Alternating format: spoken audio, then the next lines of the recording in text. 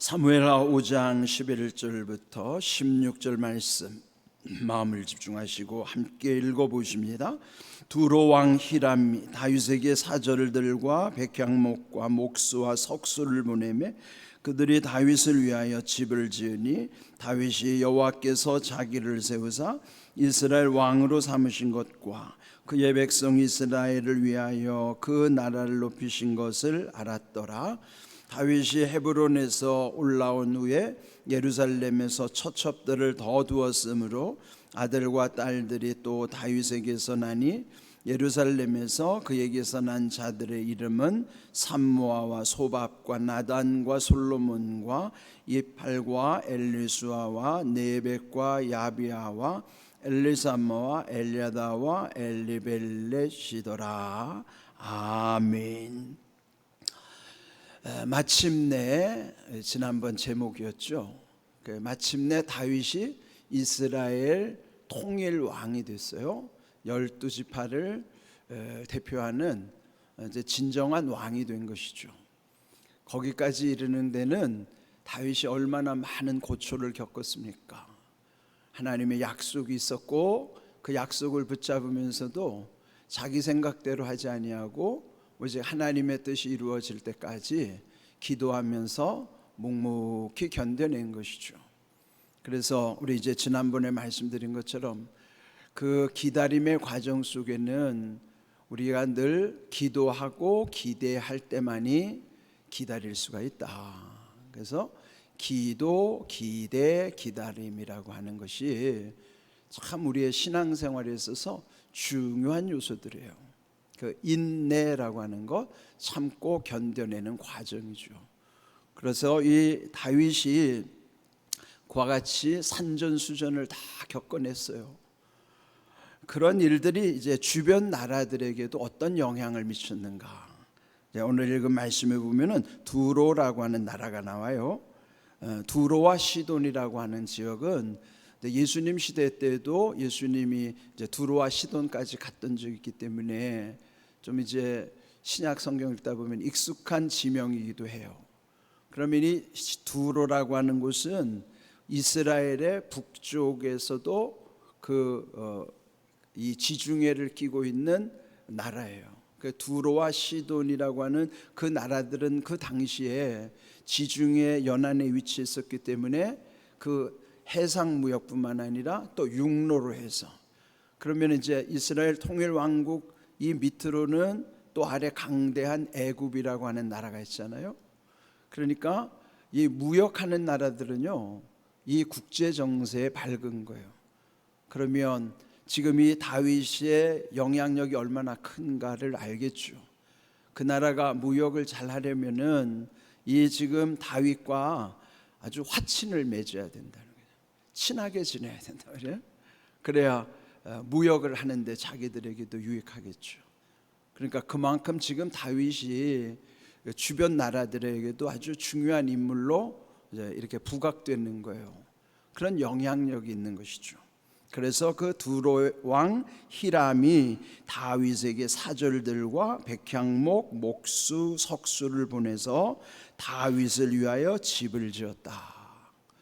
그러니까 다윗도 지금 이제 겨우 통일왕국을 이뤘는데 그의 나이 30의 왕이 돼가지고 유다 한 지파의 왕으로서의 7년 6개월이었잖아요.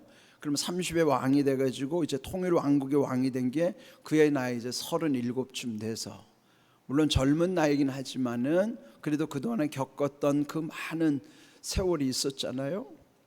이제 그런 영향력 탓에 이 두로 왕 히람도 다윗에게 이제 찾아온 것이죠. 그래서 사절을 보내서 또 백향목이라고 하는 것은 당시 그 또 두로와 시돈 그 레바논이라고 하는 그 주변 나라의 백향목은 아주 그 시대 최고로 치는 목재였어요. 레바논의 백향목이라고 하는 것은 그래서 그 백향목뿐만 아니라 그것을 다룰 수 있는 목수와 석수, 나무를 다루는 목수, 돌을 다루는 석수, 그들까지 다 보내서 다윗을 위하여 왕궁을 짓게 된 것이죠. 그러니까 얼마나 큰 힘이겠어요. 자, 이럴 때 다윗의 마음이 어떠했을까? 여러분이 만약에 조금 잘 됐을 때 주변에 사람들이 들끓어요. 그런데 착각하면 안 되죠. 잘 될 때 사람이 왜 찾아오는 줄 아세요? 여러분 거 빼먹으려고 찾아오는 거예요. 예? 지금 이 다윗이 잘 됐으니까 그 두로 왕 히람이 찾아오는 거죠.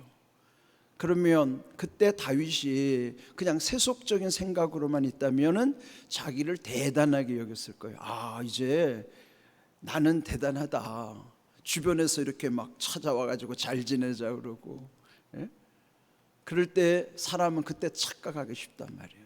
자기 존재가 얼마나 대단한가. 그러니까 이럴 때 다윗도 그렇지만은 두로 왕 히람과 다윗의 관계를 생각했어요. 히람도 그냥 오는 게 아니에요. 세상에 공짜가 없는 거죠. 그만한 대가를 지불하면 거기에 대한 뭔가를 또 보상을 받아야 되는 거예요. 이게 세상은 다 이렇게 주거니 받거니 하는 거고 다 그게 공짜가 없는 거예요. 근데 이 히람이 왜 그랬을까? 다윗이 매력이 있잖아요. 끌리는 거 있는 거예요. 예? 이 매력이라는 게 무서운 거예요. 그러니까 매력은 그나마 이렇게 끄는 힘이 있죠. 그런데 매력보다 더 무서운 힘이 있어요. 그게 뭐냐면 마력이에요. 마력이 뭡니까? 마귀가 쓰는 힘이 그 마력이라고요. 그러니까 매력도 조심해야 되지만 마력도 조심해야 돼요. 왜 그런가 하면 이런 힘들 속에는 뭐가 있는가 하면 끄는 힘이 있어요. 끌림이 있다요. 그러니까 끌림이 있으면은 거기에 뭐냐면 이끌림과 덧끌림이 있단 말이에요. 이끌림이라는 자기도 모르게 끌려가지만은 결국 더 끌려가는 힘이 있어요. 자, 지금 이게 중요한 말이에요. 끌림, 이끌림, 덧끌림이 뭐예요? 이 매력 가운데 나도 모르게 움직여가는 거예요. 이게 물론 청춘 남녀들이 매력을 느껴서 그건 좋은 매력이죠. 그러니까 우리는 어떤 좋은 것에도 끌려가기도 하지만 나쁜 것에도 끌려가는 거예요. 만약에 좋은 쪽으로 끌림과 이끌림과 덧끌림으로 가면 그건 좋은 거예요. 근데 문제는 나를 끌어가는 힘, 그 끌림이 이끌림, 덧끌림이 악한 쪽으로 또 마력에 의해서 마귀의 힘에 의해서 그렇게 된다? 그러면 큰일 나는 거죠. 그래서 뭐가 필요해요? 지혜가 필요하고 지혜가 있어야 분별하는 거예요. 뭘 분별해요? 내가 지금 영향력을 받고 있는 것이 어느 쪽으로 끌려가고 있는가? 그 분별하는 지혜가 정말 중요한 것입니다. 이 다윗도 마찬가지예요. 만약에 그가 하나님을 몰랐더라면은 그도 또한 이 히람이 이렇게 제공하는 것에 대해서 끌리고 이끌림과 덧끌림 속에서 그도 타락을 향해서 갈 수도 있었을 거예요. 그런데 다윗은 달랐습니다. 11절은 히람과 다윗의 관계에 대한 설명이지만 히람은 다윗을 위하여라고 하는 다윗을 목적으로 삼은 거예요. 왜요? 다윗과 잘 지내야 자기에게 뭔가 유익하니까. 그렇게 해서 지금 이 히람이 다윗에 대한 매력을 느껴서 끌림, 이끌림, 덧끌림으로 이제 점점 다가왔죠. 자, 그런데 12절 다윗은 어땠는가? 다윗이 여호와께서 자기를 세우사 이스라엘 왕으로 삼으신 것과 그의 백성 이스라엘을 위하여 그 나라를 높이신 것을 알았더라. 자, 그러면은 다윗이 알았더라. 12절 처음 시작과 끝나는 부분을 연결하면 다윗이 알았더라. 이게 오늘 제목이에요. 다윗이 알았는데 다윗이 뭘 알았는가? 여기서 다윗이 알았다고 하는 것은 단순히 지식으로나 정보로 아는 게 아니라 자기가 그동안에 하나님이 주시는 지혜뿐만 아니라 겪어왔던 세월 속에서의 경험, 경륜을 통해서 체험을 통해서 아는 거예요. 그러니까 체험이 다가 아니더라도 다윗은 하나님을 향하여 그리고 그 자기가 경험했던 과정을 겪어왔어서 자기만의 경험이 아니라 하나님 붙잡고 자기들의 경험을 살펴보니까 그게 진짜 경험이 된 거예요. 그래서 지금 여기가 다윗이 알았더라 하면서 두 가지를 여기서 표현한 거예요. 하나님이 자기를 세우셔서 이스라엘 왕으로 삼으셨다는 사실, 이거 중요하죠. 내가 지금 이 왕이 된 게 내가 잘한 게 아니고 내 힘으로 된 것이 아니고 내가 잘나서 된 게 아니에요. 히람이 매력을 느낀 것이 자기의 매력이 있어서가 아니라 하나님이 나를 세우셨기 때문에 내가 왕이 됐다. 이게 중심이에요. 중심을 잡고 있는 거예요 지금. 그런데 만약에 하나님을 잊어버리면 중심이 흐트러지죠. 그러면 자기가 한 거예요. 이게 교만하면 넘어지고 무너질 수밖에 없죠. 그런데 다윗은 하나님이 삼으셨단 말이에요. 나를 왕으로 삼으신 거는 하나님께서 자신을 세워주셨다. 그게 얼마나 겸손한 표현이에요. 그러니까 여러분, 은혜를 경험한 사람은 다 하나님의 은혜임을 알기 때문에 자기를 드러내지 않아요. 하나님이 하셨다, 하나님이 하게 하셨다, 하나님이 여기까지 인도하셨다, 그렇게 표현하는 것이죠. 왜 그래요? 자기를 부인할 때, 부인이 뭐예요? 인이 인정이라는 뜻이죠. 인정하지 않는 게 부인하는 거예요. 나를 인정하면은 하나님은 없어지죠. 나를 부인해야만, 나를 인정하지 않을 때 하나님이 드러나는 거예요. 하나님이 하셨는데 왜 나를 인정합니까? 나를 인정하지 말아야죠. 왜? 하나님이 하셨으니까. 이게 다윗의 위대한 점이에요. 그래서 이 다윗이 자기가 왕된 것이 하나님이 하셨다는 것을 첫 번째 알았더라. 우리가 먼저 알아야 될 게 뭐예요? 하나님이 하셨다는 걸 알아야 돼요. 그게 뭐예요? 은혜죠. 은혜를 아는 게 중요한 거예요. 은혜를 알아야 되는 겁니다. 그 다음에 또 두 번째는 그의 백성 이스라엘을 위하여 그 나라를 높이신 것. 아니, 두로의 왕 히람이 찾아올 만큼 지금 이스라엘이 국군이 상승하고 있어요. 이게 높여준 것이죠. 그 높여준 것도 하나님이 하셨다는 거죠. 그의 백성 이스라엘을 위하여 그 나라를 높이신 것도 하나님이 하셨다는 것을 알았더라, 그런 거예요. 자, 그런데 이렇게 다윗은 자기가 경험 속에서 또 하나님과의 관계 속에서 이런 모든 것을 어떻게 알았을까요? 우리가 보통 안다고 할 때는 지식이나 정보 차원에서 안다고 그러는 거예요. 예? 그런데 여기서 다윗이 알았다고 하거나 성경이 알았다고 하는 표현은요, 그냥 지식이나 정보가 아니에요. 어떤 관계와 경험 속에서 그거를 통해 깨달아서 알게 되는 것입니다. 깨달아서 알아야 되는 거예요. 그냥 아는 것은 별로 힘이 없어요. 깨달아서 알 때만이. 그리고 우리가 말씀을 나눌 때도 저도 마찬가지예요. 깨달을 때 거기 뭐가 있는 줄 아세요? 깨달을 때 울림이 있어요. 하나님 내 마음을 울려주시는 거예요. 울림이 있다고요. 깨닫는 말씀 속에서만 울림이 있는 것이고, 저도 깨닫는 말씀을 전할 때 여러분 속에도 울림이 있는 거예요. 내가 여기서 깨닫지도 못한 말씀 가지고 여러분에게 전하면 단순한 지식 되는가요? 단순한 지식과 정보는 네이버 검색만 해도 다 나와요. 그거는 깨달음이 없을 때는 그렇게 하는 거예요.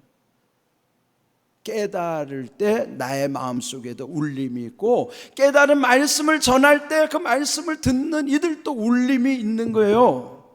그 울림이 결국 어떤 의미가 있을까요? 울림 속에는 아까 울림 다음에 아까 제가 처음에 말했던 게 끌림이라는 게 있죠. 울림 속에서 끌림이 진짜 끌림이에요. 울림 속에서 끌림과 이 끌림과 더 끌림으로 갈 때에 그 울림은 그냥 울림이 아니라 우리가 함께 서로 어우러지고 싶어하는 어울림으로 이어지는 거란 말이에요. 자, 지금 제가 여러 가지 말을 했어요. 울림, 끌림, 이끌림, 더 끌림, 마침내 그 울림은 모두를 어우러지게 하는 어울림, 그게 진정한 교제란 말이에요. 그럴 때 우리 안에는 은혜가 스며들어 와가지고 은혜로 물들여 놓는 거예요. 그게 변화란 말이에요. 교회의 변화는 억지로 변화가 아니라 나도 느껴지지 않도록 스며드는 변화란 말이에요. 스며드는 게 무서운 거예요. 우리 옛날에 연탄가스 스며들었는지도 모르고 스며들다가 다 죽었잖아요. 스며드는 게 죽이기도 하고 살리기도 하는 거예요. 말씀은 스며들어오는 거예요. 억지로 되지 않는 거예요. 말씀은 은혜 받은 자에게 이렇게 스며들어 와가지고 물들여 놓는 거예요. 그게 억지로 되지 않아요. 말씀이 억지로 되지 않아요. 말씀은 은혜 받을 때만이 스며들어 오는 거예요. 그래서 변화시키는데 그 변화가 울림에서부터 끌림, 이끌림, 더 끌림이 울림이 모두에게 함께 어우러지게 하는 어울림이라고 하는 이런 놀라운 신앙의 공동체 변화를 우리에게 주는 말씀이란 말이에요. 여러분 억지로 되지 않아요? 그럼 뭐가 중요할까요? 아는 걸 그냥 알면 안 되는 거예요. 깨달아서 알아야만 하는 거예요. 누가복음 18장 34절 말씀 우리 함께 읽어보겠습니다. 제자들이 이것을 하나도 깨닫지 못하였으니 그 말씀이 감추었으므로 그들이 그 이르신 바를 알지 못하였더라. 이 말씀이 왜 나오냐면 예수님이 십자가에서 죽으시기 전에 제자들에게 마지막 예루살렘에 올라가면은 내가 이제 그 십자가의 길을 가는데 그 십자가의 길은 그들이 나를 침뱉고 희롱하고 또 채찍질하고 그리고 마침내 죽임을 당해요. 예수님 입장에서는요, 예수님 입장에서는 희롱을 당하시고 능욕을 당하시고 침뱉음을 당하시고 채찍질을 당하시고 죽임을 당하시겠다는 것을 제자들에게 말씀한 거예요. 그 십자가에서 죽는다는 말씀하셨는데도 제자들이 하나도 깨닫지 못하였다는 거예요. 왜? 말씀은 감추어져 있기 때문이란 말이에요. 여러분 말씀은 감추어져 있는 거예요. 그리고 말씀이 감춰져 있으니까 깨달을 수가 없죠. 그런데 이렇게 말씀을 은혜의 자리에 나오면은 이제 말씀이 풀려지기 시작하잖아요. 여러분 혼자는 말씀이 깨달아지기도 하지만 깨달아지기가 쉽지 않아요. 교회가 왜 필요합니까? 말씀 깨달으라고 교회 주신 건데 왜 주의 종을 붙여주셨어요? 말씀이 깨달아서 풀려지게 하시기 위해서 교회와 주의 종을 붙여주셨잖아요. 그런데 교회와 주의 종이 잘못되면은 그 잘못된 끌림 속에서 망해가는 거예요. 오늘날 교회는 잘못된 교회, 잘못된 지도자에 의해서 무너져 간단 말이에요. 그래서 여러분 이거 진짜 중요한 거예요. 지혜가 있어서 분별해야 되는데 이런 모든 것은 제자들이 깨닫지 못하니까 알지 못했다는 거예요. 그러면 반대로 생각해봐요. 뒤집어 생각해서 깨달아야 알 수 있다는 거죠. 깨닫지 못하였으니 알지 못하였더라. 그러면 우리에게 어떻게 하라는 거예요? 깨달아서 알라는 거예요. 그게 진짜 아는 거란 말이에요. 깨달아서 알 때만이 깨달아서 알아지는 것이 그런 모든 것이 울림이 있는 거예요. 그 울림 속에 이끌림, 그 울림 속에 끌림, 이끌림, 더 끌림. 그래서 마침내 모두가 함께 은혜 안에 어우러지게 하는 그 은혜의 어울림이 그게 교회란 말이에요. 그게 가정돼야 된다 이 말이에요. 여러분 이 말씀을 오늘 잘 기억하세요. 깨달아 알게 하소서. 그래서 기도해야 돼요. 깨달아 알게 하시옵소서. 깨달아 알게 하여 주시옵소서. 그것도 기도 제목이에요. 깨달아서 알 때만이 그게 진짜 아는 거기 때문에 여러분 그렇게 기도하셔야 돼요.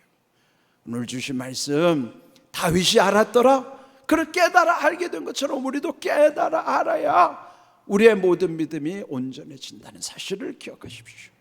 오늘 주신 말씀 깨달음으로부터 어떻게 해서 어울림에 이르게 되는가 여러분들 기억하시고 하나님이 주시는 은혜를 소홀히 여기지 마세요. 하나님이 주신 은혜가 우리 인생에 제일 중요한 거예요. 그러니까 우리가 늘 그 말씀 가운데 우리에게 흘려 보내주시는, 그래서 우리가 늘 기도하는 대로 하나님은 말씀대로 이루시는 은혜와 복을 우리는 체험하고 간증하고 누려야 하는 거예요. 그렇게 되기를 주님의 이름으로 축복합니다. 아멘.